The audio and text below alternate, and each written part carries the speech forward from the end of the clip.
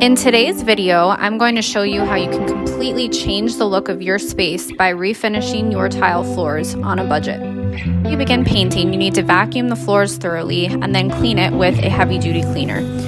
And the Rust-oleum floor coat kit actually comes with a heavy-duty cleaner that you can use with a clean wash rag, and this will just make sure that there's no dirt or debris left on the floor before applying your paint.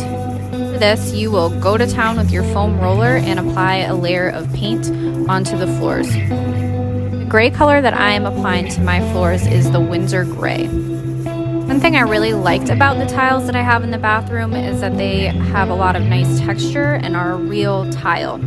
So instead of just keeping it a matte color, I went ahead and added some white back and did kind of a marbled look, so it looked like a more authentic tile and wasn't as obvious that I just painted over it with paint.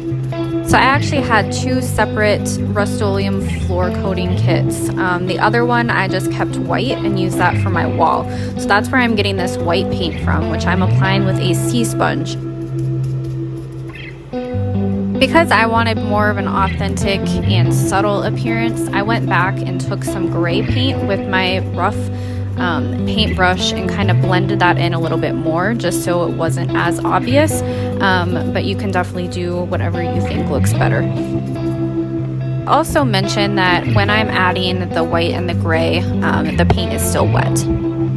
What I decided to do was go back and add gray in the grout lines to cover up any white that was placed there by the sponging. Once you're finished texturizing, then your base coat is done, and you will go back and add at least 2 to 3 top coats, and those instructions can be found on the Rust-oleum kit. Be sure to wear clean socks in between coats when stepping on the floors.